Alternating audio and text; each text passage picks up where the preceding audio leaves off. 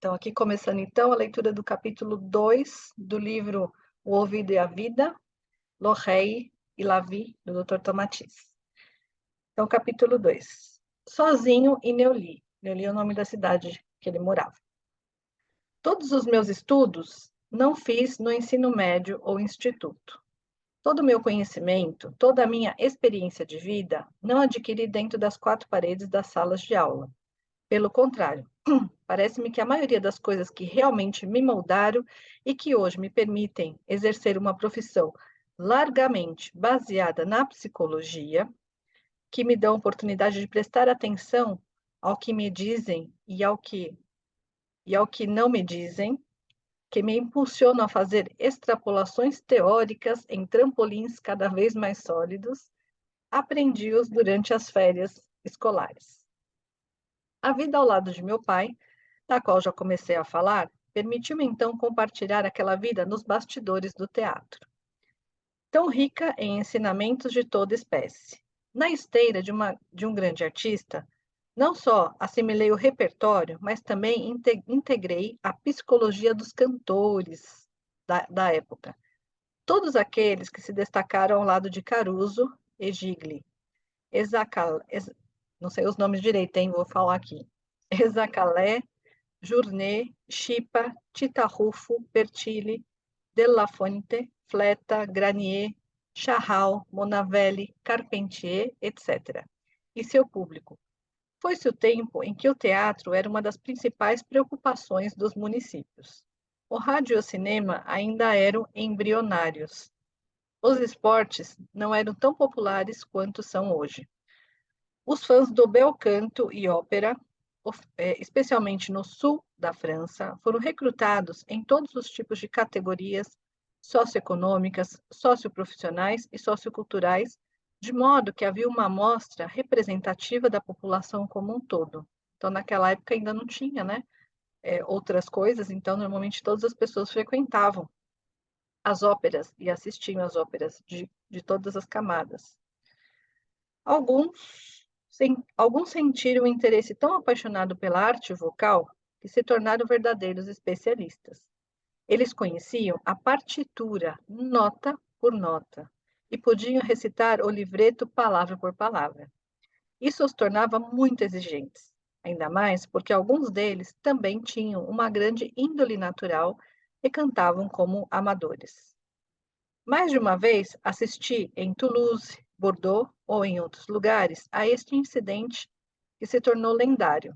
O artista, que teve um erro temporário no palco, a nota certa teve um erro temporário no palco, a nota certa foi tocada por alguém ou por vários da sala. Sem dúvida, ter convivido com toda aquela gente tão variada e diferente, mas reunida no mesmo fervor, contribuiu para a minha formação. A partir dos 11 anos, tive a sorte de passar algumas semanas todos os anos durante as férias em Saint-Bernabé, perto de Marseille, com uma família que então vivia de acordo com as antigas tradições provençais. Os vizinhos chamavam-se Fernandel e Raimund. Ali misturava-se o gosto pela brincadeira, pelo menino da cidade que eu era, com a empolgante ilusão de participar dos trabalhos da roça. Dessas felizes estadias, guardei toda uma impregnação, não só afetiva, mas também intelectual, no sentido que me permitiu, a partir daí, ter um olhar mais objetivo sobre as noções comumente aceitas sobre o tema da família patriarcal. A experiência que tive me fez sentir na minha própria carne tudo isso. Quando estudei esses fenômenos abordados na análise teórica, participei de uma incompreensão da realidade. Então me convenci de que, diante de um objetivo científico, se você quer aprender um pedaço da verdade, não basta saber o que os bons autores disseram sobre isso. É preciso ir ver por si mesmo. O esforço científico envolve uma rebelião inicial contra a ciência estabelecida. É o que Bachelard chamaria de a filosofia do não. Muitas coisas já foram escritas sobre a família dominada por um patriarca todo-poderoso e na qual as mulheres são dominadas, subjugadas, escravizadas pelos homens. Aqui está o que eu vi quando ainda era apenas uma criança. A família toda se reunia com os trabalhadores da fazenda na hora das refeições. E o que a etnógrafa pôde observar, então, aparentemente, era a favor do pensamento comum. As mulheres eram tratadas como inferiores, dominadas e exploradas. O pater família sentava-se à cabeceira da mesa. Em seguida, as crianças se sentavam, a mais velha à direita, a segunda à esquerda e assim por diante até a mais nova. Depois vinham os trabalhadores por ordem de antiguidade, e eu no final de todos eles, já que era o mais novo de toda a empresa. Pude ver toda aquela organização social inscrita no espaço, sob meus olhos, apresentada como um organismo vivo, no qual todos os elementos são ordenados e coordenados por suas próprias relações. Atrás de nós, atrás de nós, silenciosas, atentas, eficientes, as mulheres traziam os pratos e enchiam os nossos pratos por ordem da senhoria. De pé no centro delas, é, por Nossa Senhoria, de pé no centro delas e de quem nada escapava. Há muito, meticulosamente, ela preparava aquela refeição com a ajuda das filhas. Os menus eram extensos, opulentos, gigantescos. Pela minha parte, mal consegui experimentar todos os pratos. Todos mastigavam devagar, com uma espécie de solenidade determinada e indomável. Só o padre, que de vez em quando abria a boca para dizer alguma verdade, umas palavras cheias de sua experiência e do seu passado, de sua concepção de trabalho, de sua moral e autoridade, também cheias daquela luz que o sol da Provença trouxera em toda a sua vida, sendo, pois, ele era um personagem cheio de cor e mérito. À volta da mesa, os restantes comensais estavam imersos num silêncio atento e respeitoso, prontos a responder se o senhor lhes fizesse uma pergunta. O patriarcado, nesse nível, existia claramente, assim como foi descrito, mas não era, como logo percebi, mais do que um aspecto da realidade. Graças ao meu duplo status de criança e de forasteiro, fui tolerado na cozinha quando os homens se levantavam para tirar uma soneca ou para voltar ao trabalho. Eu participei da refeição das mulheres, então. A mãe ocupava o lugar que o marido ocupava. Suas filhas sentavam-se ao seu redor. Elas comeram o que os homens tinham deixado. Foi ao vê-las e ouvi-las que, ao longo dos anos, pude forjar uma ideia mais precisa e exata do sistema. Aos poucos, compreendi a função essencial, o papel primordial, o lugar fundamental que essas mulheres ocupavam nele, tão dedicadas, tão submissas, tão respeitosas com os homens e tão receptivas à sua missão de cuidadoras do homem. Pouco a pouco, o que constituía a base oculta, raízes, alicerce solo fértil, do patriarcado surgiu diante de mim, e foi o matriarcado. Durante todo o tempo em que os homens estiveram à mesa, sérios, orgulhosos, dignos, aparentemente tirânicos, elas os deixaram fazer e dizer o que aqueles homens quisessem. Elas os alimentaram como uma criança é alimentada. Elas lhes deram de beber como um bebê seria amamentado. Fizeram-nos acreditar que dominavam a casa pela sua loquacidade e pela força de seu verbo. E aquelas mulheres que haviam sido tão solícitas, tão reservadas e tão quietas, eu descobriria a seguir brincalhonas, sorridentes, com joie de vivre, trocando mil anedotas e transbordando de todas aquelas ideias que os homens pensavam ter desenvolvido por conta própria, e que eles, de fato, haviam fertilizado em sua cabeça. Através de uma tradição de obediência que não passava de uma fachada, elas cumpriram sua profunda vocação de governantes, no nobre sentido do termo, do homem. Governantes do homem, no nobre sentido do termo. Não só eram elas que dirigiam os negócios domésticos, mas também eram elas que controlavam e dirigiam a gestão da empresa. Eram elas que dominavam toda a dinâmica, toda a ideologia familiar de que constituíam o monumento central.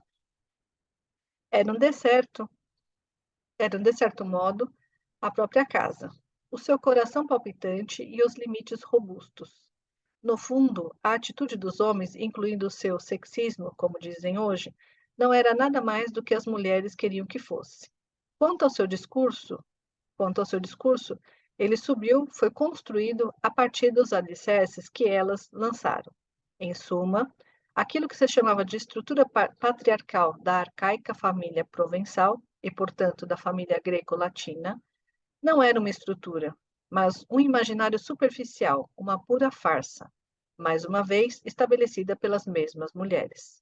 A verdade que ficou clara por meio daquela revelação simplesmente mostrou que o homem nada mais era do que o filho mais velho de sua esposa. A triunfante e brilhante palavra masculina nada mais era do que o eco espetacular do murmúrio e da original palavra feminina. Jamais esquecerei essa preciosa lição. Outra parte de minhas longas férias era dedicada a excursões nas montanhas, na companhia do tio Clemente e de alguns amigos. Metidos num pequeno carro antigo, percorríamos as grandes rotas dos Alpes, ainda vazias naqueles tempos. Pararíamos, acamparíamos e faríamos longas caminhadas. No início dos anos 30, pouquíssimas pessoas iam acampar e fazer caminhadas nas montanhas. Na maioria dos lugares que visitamos, ficamos completamente sozinhos e podemos desfrutar desta natureza magnífica sem limites. Nossos palcos e paradas, em fazendas isoladas, foram uma oportunidade para iniciar em um tipo de vida muito diferente de todas as que pude experimentar no centro de Nice, em Saint-Bernabé, ou nos bastidores do teatro. Em si, o espetáculo dos maciços e das geleiras foi formativo. Foi ao mesmo tempo uma lição de coisas, uma lição de estética e uma lição de humildade. Estávamos seguindo o rastro dos Alpes, do sul acima de tudo. Só uma vez metemos o nariz nos Pirineus. Mas essa viagem foi em parte um fracasso. Não pudemos visitar Lourdes como havíamos planejado, porque com nosso guarda-roupa de montanhismo, tão pouco ampliado na época, nos expulsaram de todos os lugares. Também não tivemos sorte em nosso segundo projeto, que era fazer turismo na Espanha. Essa viagem foi no verão de 1936. A Guerra Civil acabara de estourar, em 17 de julho, devido ao levante de Melilla. Não tivemos escolha a não ser refazer nossos passos. Com o entusiasmo que vocês podem imaginar ao terminar o bacharelato, inscrevi-me no PCB, o Certificado de Física, Química e Biologia, cuja obtenção era um prelúdio para os estudos médicos propriamente ditos. Eu e os meus colegas estávamos a pagar o preço do seu recente lançamento, pois este certificado tinha sido emitido há 1 ou 2 anos, substituindo o antigo PCN, Física, Química e Ciências Naturais.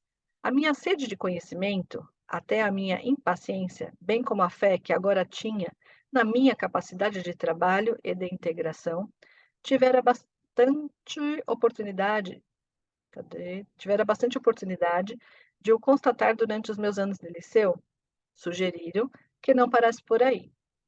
Então, inscrevi-me simultaneamente no SPCN, Certificado de Ciências Físicas, Químicas e Naturais, e no MPC, Matemática, Física e Química, e decidi seguir os cursos, que eram preparados na Sorbonne. Não foi por pura coqueteria saber mais sobre o assunto. Minha ideia foi colocar ao meu lado o maior número de possibilidades para, um dia, ser aceito no concurso de admissão do Instituto Pasteur, para finalmente poder realizar meu sonho antigo, pesquisar medicina. Isso era apenas uma ideia um tanto vaga na minha cabeça, porque me faltavam informações. Mas eu já sabia que precisaria assimilar conhecimentos médicos específicos e conhecimentos científicos mais gerais de forma concertada. Como sempre, morei na rua Théophile Gautier, mas necessariamente, cada vez com mais frequência, me encontrava longe de casa. Navegando entre as faculdades de medicina e a Sorbonne, fui conhecendo as ruas do Quartier Latin. As refeições no meio-dia eram-nos servidas nas cantinas de escolas secundárias, como Loup-le-Grand ou Saint-Louis, esperando que outras organizações se ocupassem de nós e nos permitissem comer em albergues localizados perto da Rue Saint-Jacques e na Rue de Abbé de Lepê. Inevitavelmente, encontrei-me naquelas mesas de alunos ou nas secretarias dos anfiteatros, colegas que perseguiam os mesmos ideais que eu. Desta forma, integrei-me em grupos bastante homogêneos, em que cada um se beneficiou das experiências do outro. Além disso, com um amigo de origem alsaciana, Emile Butzerin, fizemos um tandem compartilhando os tópicos de estudo e as várias tarefas. Butzerin foi o grande professor de ciências, especialmente das ciências naturais. Quanto a mim, era o patrono da medicina, da física e da matemática. Encontrávamos regularmente vários dias por semana para transmitir em simultâneo, com os nossos respectivos apontamentos, os conhecimentos adquiridos por cada um. Desta forma, beneficiamos tanto do nosso próprio progresso como do nosso parceiro. Então, eles trocavam, né? Tomatiz e o Butzerin trocavam informações toda semana, um levava para o outro que estudava. Não há o que dizer que esta organização do trabalho foi benéfica do ponto de vista da eficiência, mas deixou-nos pouco tempo para o prazer. De minha parte, isso não me incomodava, pois o entretenimento, como se sabe, não ocupava muito espaço em minha concepção de existência. Sempre que tinha um tempinho livre, conseguia fazer um curso complementar de matemática, física e química. Polarizados por nossos estudos, éramos um pouco estrangeiros na cidade. A maioria dos grandes eventos não nos atraiu. Em todo caso, tínhamos de colocar alguma sensibilidade às tensões e conflitos internacionais que a Segunda Guerra Mundial estava a desencadear. Em 1939 e 1940, o choque de armas e a comoção de ideologias pesavam sobre toda a atividade universitária, uma ameaça que não podíamos ignorar. Poderíamos terminar nossos estudos? Era a grande questão, e devo confessar, sobre esse assunto, que senti pela primeira vez, como todos os outros, uma certa angústia. Angústia que, curiosamente, teve um efeito eufórico em nós, nascido da sensação de assistir a alguns eventos consideráveis. Enquanto isso, Butzerin e eu nos demos uma porção dobrada. Pensamos que, neste contexto, a atitude mais adequada seria armazenar o mais rapidamente possível os vastos conhecimentos que nos propunham adquirir. Então, eles começaram a estudar muito mais. A guerra, que tomara um rumo muito ruim para a França na primavera de 1940, acabaria com esse comportamento bulímico. Os alunos das turmas de mobilização como o meu foram obrigados a passar nos exames cedo e acelerados. Na mesma semana, tive que prestar os exames de PCB e SPCN. Chegava às aulas de exames com certa cautela, mas minha preparação tinha sido tão escrupulosa e meticulosa que nenhuma pergunta me pegava desprevenido. Com 97 pontos em 110, obtive os melhores resultados da sessão do PCB. No SPCN, éramos 32 na escrita, mas me encontrava sozinho no oral. Quando terminei meu trabalho prático de química, o examinador veio até mim e disse com gravidade emocional: Jovem, devo parabenizá-lo e, acima de tudo, agradecer-lhe, pois, ao ser aprovado na prova oral, você salvou a minha vida. Eu fiquei maravilhado. Ele me explicou que, se não tivesse que passar naquele oral, teria se encontrado em um laboratório nas fábricas da Renault que dirigia e que, em sua ausência, havia sofrido um bombardeio. Na verdade, ele teria sido eliminado junto com todos com quem trabalhou.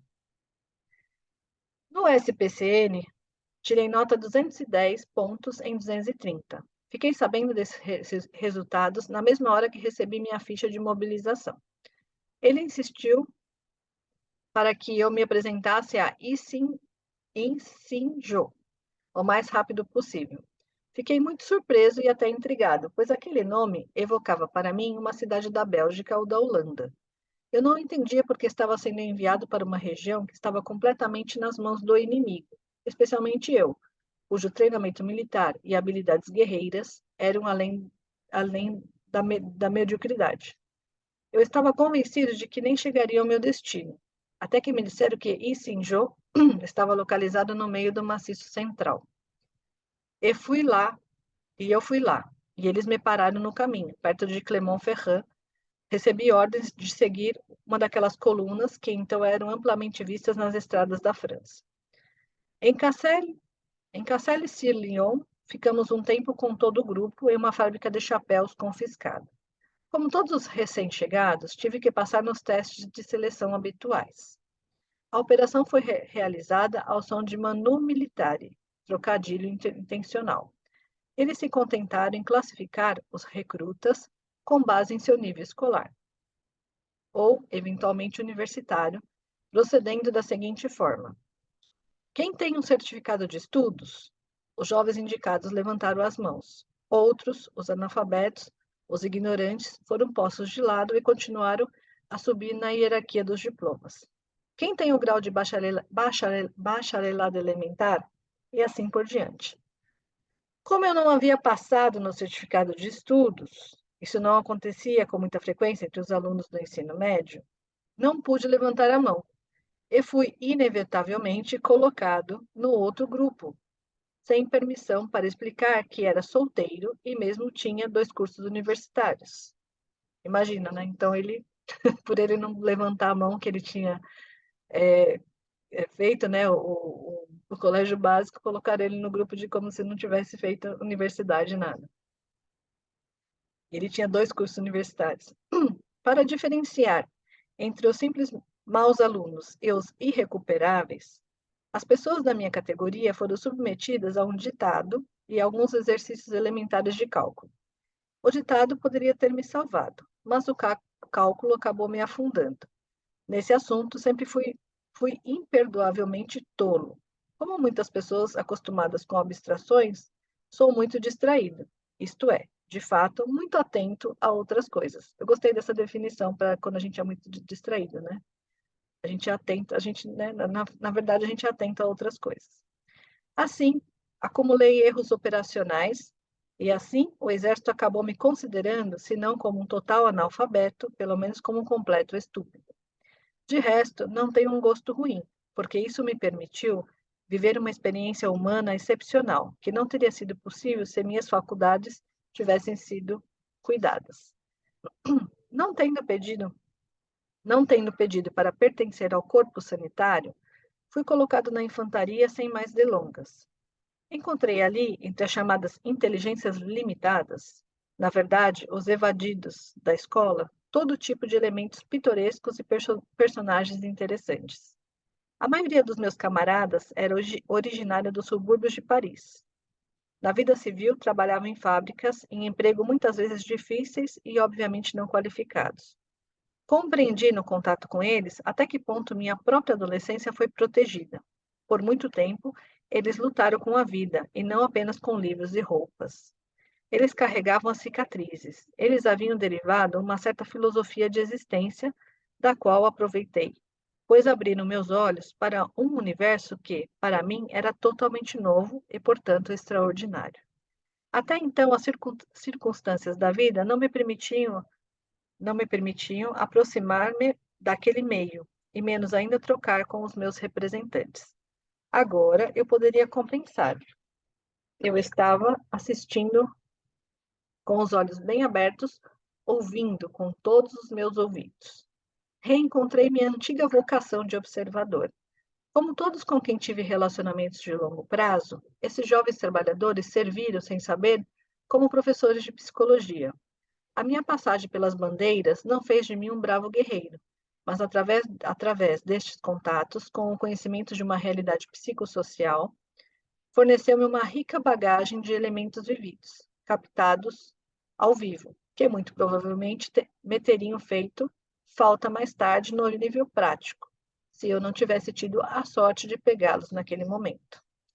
De resto, desde o dia da minha incorporação até o dia da minha desmobilização, permaneci um soldado sem convicção.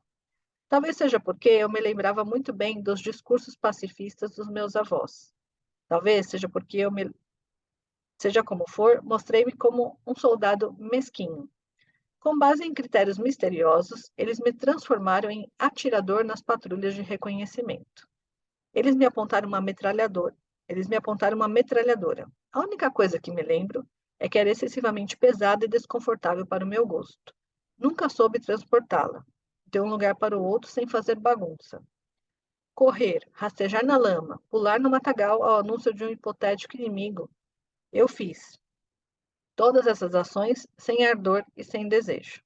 De qualquer forma, o assistente havia me notado desde o início, um sujeito chamado Peste, respondendo pelo seu nome, que a cada dia me dificultava um pouco mais a vida. Desconfiado de mim, talvez com razão, o sertanejo incorrigivelmente refratário à grandeza e às servidões militares. Ele não tinha nenhum aspecto marcial. Vaguei como um verdadeiro selenita naquela vida tão pouco condizente com as minhas aspirações. Bem, aspirações. Bem no centro de uma tragédia, que nunca levei a sério, por nunca ter encontrado o menor alemão em minhas patrulhas, enquanto os alemães venciam a primeira fase da guerra. Mas era justamente a guerra absurda, e não sou o primeiro a notar que a tragédia tinha um forte ar de tragicomédia. Finalmente partimos pelas estradas, marchando na direção de Puy. Depois, uma cidade. Vejo-me carregando minha mala e a de um camarada mais exausto do que eu. De vez em quando, eles nos faziam entrar em um ônibus. Desembarcamos em povoados onde, para nosso grande espanto, nos receberam como se fôssemos salvadores. Loucuras de guerra, graças às quais talvez a situação pudesse mudar repentinamente. Observamos esses civis entusiasmados com surpresa e prontamente continuamos nosso movimento de retirada estratégica para o sul. Obviamente, não sabíamos que nossa retirada era nitidamente do que menos rápida do que o avanço alemão. Um belo dia, enquanto estávamos enfiados em alguns caminhões, eles nos pararam no meio do campo para nos mostrar algumas granadas e explicar como elas funcionavam. Foi feita a distribuição geral desses aparatos e continuamos na estrada para parar depois de alguns quilômetros. Com muita pressa, fomos descarregados dos caminhões e ordenados a tomar posição na vala. Uma coluna inimiga estava à vista e, de repente, me vi envolvido em um grande tumulto. Eu não entendia nada do que estava acontecendo. Eu não vi nada, exceto algumas explosões de granadas voando nos campos. E quase imediatamente veio a ordem de cessar fogo. Houve um pequeno erro. Estávamos lutando contra nossos próprios aliados. Um destacamento de soldados poloneses que descia como nós para o sul e nossos oficiais não reconheceram seu uniforme a tempo. Pouco depois, uma coluna de alemães e italianos nos fez concordar, fazendo-nos prisioneiros a todos nós, poloneses e franceses. Desta forma, finalmente, alcançamos o objetivo que havíamos definido para nós mesmos, o celeiro Puy. Mas o inimigo avançou sobre nós e nos acolheu zombeteiramente como cativos. Todos os dias, o portão da frente despejava novos prisioneiros. Devíamos ser milhares estacionados ali com uma guarda quase simbólica. Algumas sentinelas italianas no portão, um avião no céu de vez em quando. Naquele circo todo, tínhamos nas nossas malas as nossas roupas civis que nos deixavam vestir, não sei porquê. Resumindo, não fugir nessas condições teria sido uma pura e simples incoerência. Mas qual não foi minha surpresa e minha decepção ao descobrir que eu era um dos raros que pensava assim. A maioria dos meus camaradas recebeu minhas propostas com ironia, desprezo ou desânimo. Não fique nervoso, Tomatiz.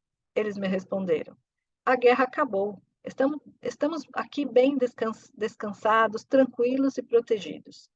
Não vamos ter problemas novamente. Veremos o que acontece, garoto. Não se preocupe.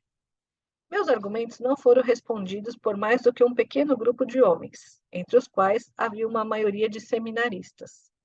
Quando tínhamos certeza de que nenhum de nossos camaradas mudaria de ideia e não viria conosco, fugimos. Devo dizer que não encontramos a menor dificuldade. Saímos do quartel como quem sai de um moinho. Nem dentro, nem fora, ninguém nos perguntou nada. Ficamos alguns dias nas imediações de Puy, observando a distância o que acontecia no celeiro. Entre os prisioneiros, ninguém mais parecia determinado a agir, embora bastasse que eles corressem todos de uma vez para a porta e os soldados italianos fossem rapidamente esmagados. Essa passividade lhes custou caro. Um belo dia, eles os fizeram subir em caminhões e, em colunas inteiras, foram levados como prisioneiros para a Alemanha, onde sofreram as grandes misérias dos campos. Quanto a nós, de forma um tanto paradoxal, fomos marcados como desertores. O infame rótulo ficou nas nossas costas por muito tempo. Depois de vários incidentes, nos encontramos no que chamamos de acampamentos juvenis.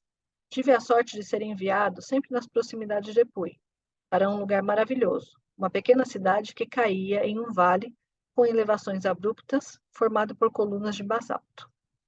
O campo de trabalho ocupava toda a cidade. Pessoalmente, fui alojado numa escola na companhia, mais uma vez, de um grande número de seminaristas. Havia também muitos alsacianos, alguns deles não falavam francês. Por uma razão que sempre permaneceu incompreensível para mim, fui nomeado chefe de tripulação, uma responsabilidade da qual eu teria escapado de bom grado. Por um certo tempo, continuei fazendo minha formação psicossociológica, observando a vida dos meus companheiros. Estávamos num setor da Zona Franca e levávamos a vida vegetativa de um soldadinho no quartel. Os gerentes de campo, convocavam homens com algum conhecimento médico. O serviço de saúde estava completamente desorganizado e sobrecarregado. De fato, muitos médicos eram prisioneiros na Alemanha. Muitos outros foram desmobilizados e voltaram à vida civil. No local onde estávamos, restava apenas um capitão médico, que havia ficado sozinho porque seus auxiliares haviam sido designados para outros setores, onde não havia mais nenhum. Dois de nós nos apresentamos a ele, um estudante de farmácia e eu. Ele nos disse que ele mesmo seria desmobilizado nos próximos meses e que queria fazer uma tentativa de reorganização do serviço antes. Para fazer isso, eu usaria os poucos recursos que tínhamos e ofereceria um treinamento acelerado. E assim foi feito. Aquele capitão, Dr. Eirão, natural da região de Lyon, era, sob vários aspectos, um homem notável. Percebendo as enormes deficiências dos meus conhecimentos médicos, estava no primeiro ano de medicina. Soube fazer-me trabalhar dia e noite durante os 3 ou 4 meses que ainda passou na área. Assim, nesse curto espaço de tempo, aprendi o essencial do que um médico militar ou de aldeia deve saber em termos de emergências e doenças infecciosas. Sem a ajuda de nenhum livro, nenhum documento, esse homem foi capaz de expor as questões mais complexas com uma clareza e relevância que só encontrei nos melhores professores da Faculdade de Medicina. Seu talento pedagógico era tão excepcional quanto seu conhecimento era imenso. Raramente tive a oportunidade de ver um homem dominar um assunto a tal ponto. E aqui Tomatiz, que apenas no primeiro ano de medicina, virou o médico de guerra de uma unidade, depois de 4 meses estudando com o médico da unidade. Muito bem. Em tempo recorde, meu colega farmacêutico e eu fomos infundidos com remédios que finalmente podemos ser úteis. No dia que o capitão se despediu de nós, anunciou que a partir de então iríamos cumprir as funções de médicos no batalhão. Que situação estranha para mim. Segunda classe, médico do batalhão e também desertor, porque ninguém havia informado minha presença naquele setor militar, como vinha a saber posteriormente.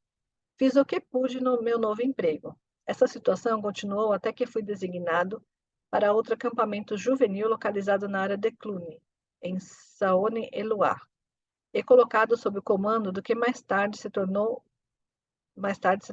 o general Vinot. Éramos 2 ou 3 camaradas no serviço de saúde. Trouxemos conosco a pequena fortuna que constituía um trem cirúrgico no qual eu havia caído e que havia continuado, melhor ou pior, com 2 de meus camaradas, rumo ao objetivo pretendido. Tínhamos nos tornado, aliás, um mecânico de locomotivas, o outro mestre de trens e o terceiro especialista em pontos, agulhas. Tudo estava a correr muito bem. Desde a nossa chegada, foi organizado com os meios disponíveis, um serviço hospitalário. Podem imaginar que tudo aquilo foi muito pitoresco. Além disso, procurei dar a todos aqueles jovens que ali estavam reunidos, numa meia preguiça, e muitos dos quais tiveram de interromper os estudos, alguns cursos no âmbito de uma escola em que eu era o único professor. Eu derramei na minha audiência todo o conhecimento que eu pessoalmente fui capaz de integrar durante a minha escolaridade. O método, afinal, não deveria ser ruim, já que alguns dos meus alunos fizeram o exame do ensino médio e passaram. Desmobilizado do acampamento juvenil, Chantier de Jeunesse, pude finalmente retornar à capital, uma Paris ocupada, onde a vida não era fácil. Eles estavam fazendo um esforço para reativar a vida universitária. As circunstâncias, mas também o conhecimento acumulado graças ao meu capitão, a prática diária no serviço de saúde e graças ao intenso trabalho pessoal, enfim, passava a maior parte das noites a estudar, iluminado apenas por um candeeiro que funcionava com um dínamo manual, me fez acessar o terceiro ano de medicina em poucos meses. A guerra, então, não me fez perder um só ano. Então, Tomatiso, conseguiu, quando ele voltou para Paris, voltou a estudar, ele conseguiu entrar no terceiro ano de medicina. Então, durante a guerra, acabou não perdendo nenhum ano. Nem por isso esqueci que a guerra continuava fora das nossas fronteiras e de forma mais obscura, mas não menos persistente dentro do país. No fundo do meu coração, eu aprovava a resistência. Decidi não me limitar a uma simpatia puramente intelectual por aquela justa causa. Procurei uma forma de servir de forma mais concreta. Através do meu pai, com quem me reconectei, e através de alguns colegas da Associação Geral de Estudantes, entrei em contato com uma rede. Eles me confiaram responsabilidades. Servi como caixa de correio e ponto de retorno para a recepção e redistribuição de slogans para a costa oeste e Inglaterra. Tornei-me um dos numerosos carregadores de pasta do Exército das Sombras. Então, hoje a gente vai ficando por aqui. Amanhã não, sexta-feira eu termino o capítulo 2, tá? E para quem, caso está chegando agora, o livro que a gente está lendo o livro que eu estou lendo é Le Rei la Vie, só tem em francês e eu estou lendo aqui. Então, obrigada. Encerrando aqui.